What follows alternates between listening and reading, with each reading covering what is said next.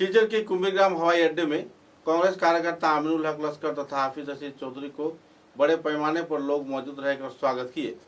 एक भावभीनी संवर्धना कार्यक्रम के जरिए उनका स्वागत किया गया। गौरतलब है कि आने वाले विधानसभा चुनाव को सामने रखते हुए कांग्रेस कार्यकर्ताओं की ओर से कांग्रेस के नवनियुक्त राज्य सह संपादक आमिनुल हक लश्कर तथा राज्य सह सभापति हाफिज रशीद चौधरी का चयन किया गया है।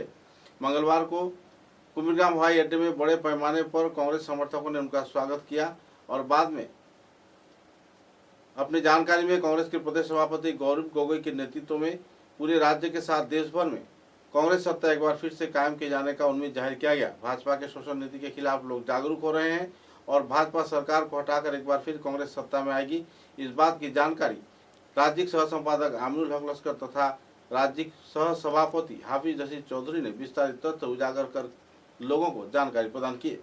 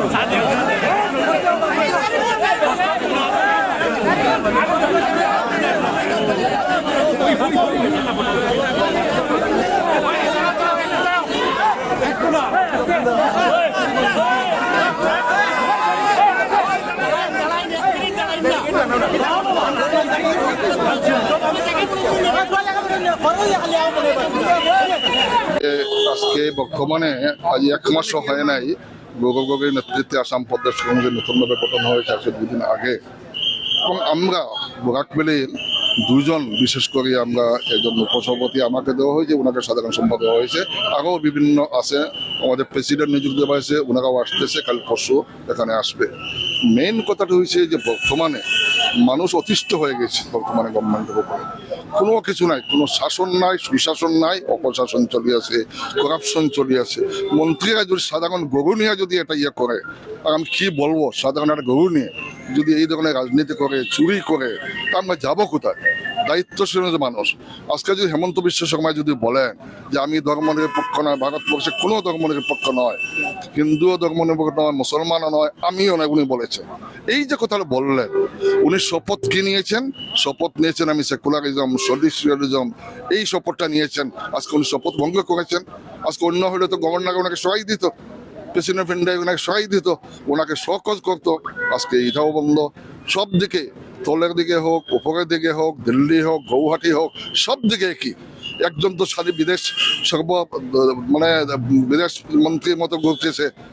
উনি দেশে কি হচ্ছে, আজকে আসামে কি হচ্ছে, একমাত্র একটা ইস্যু, এখানে গরুর মাংস, গাহরির মাংস, হিন্দু আর মুসলমান। আমরা কংগ্রেস এটা চাই না, আমরা চাই সবাইকে নিয়ে চলবো, পিপুলসকে নিয়ে চলবো। পিপুলসের মধ্যে সবাই আছে, সব জাতি জনগোষ্ঠী, আসামি বাঙালি সবকে নিয়ে আমরা চলতে চাই। আমরা চাই এটা শান্তির রাজ্য গঠিত হোক, শান্তির প্রতিষ্ঠা হোক। বর্তমানে যেভাবে যে অপশাসন চলছে এটা দূর হোক, এটা চলে যাক, সেই হিসাবে আমরা কাম করে যাব। আর আজকে আপনারা দেখতেছেন বরাক ভ্যালি যে উৎসাহ মানুষের, আজকে যে আমরা তো আজকে মতো কোনো ধরনের আগে কোনো আমরা ইনফরমেশন না দিয়ে এসেছি, আমি তো কোনো ইনফরমেশন দিই নাই।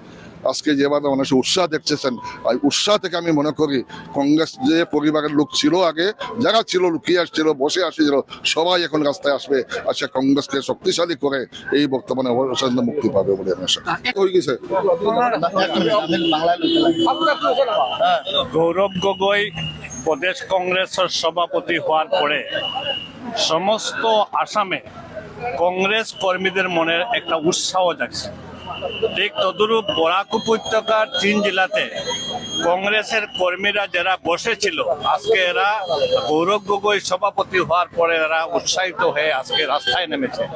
এর একটা প্রভাব দেখতে পাচ্ছেন। আজকে আমাদের উপসভাপতি গুয়াহাটি হাইকোর্টের বরিষ্ঠ অধিবক্তা হাফিজ রশিদ সাহেব এবং আমি এসেছি, আমি সাধারণ সম্পাদকের দায়িত্ব নিয়ে আসার পরে কর্মীদের যে উৎসাহ, এতে দেখা যায় যে আগামীতে 2026-এ যে কংগ্রেসের সরকার হবে এটা একটা ইঙ্গিত। আজকে ঠিক তদুরূপভাবে ব্রহ্মপুত্র উপত্যকাতে যেখানে আগে বলা হয়েছিল যে কংগ্রেসের একটা হয়তো মানে ধূপ খারাপ হয়েছে, কিন্তু এই কয়েকদিনে দেখা গেছে সমস্ত ব্রহ্মপুত্র উপত্যকা, বরাক উপত্যকার কংগ্রেসের উত্থান চলছে আর বিজেপির পতন হওয়ার পথে। কারণ আগামীতে দেখবেন 2026-এ আপনার কংগ্রেস সরকার হবে গৌরব গগৈর নেতৃত্বে। আর আমরা বরাক উপত্যকার 13টা সিটের মধ্যে আপনার কাছে আজকে আমি বলছি যে আজকে কমপক্ষেও 8 থেকে 9টা সিট আমরা দখল করব। এটা আপনাকে বলে দিচ্ছি। আজকে মানুষের মনের উত্থান থেকে বোঝা যায় এটা।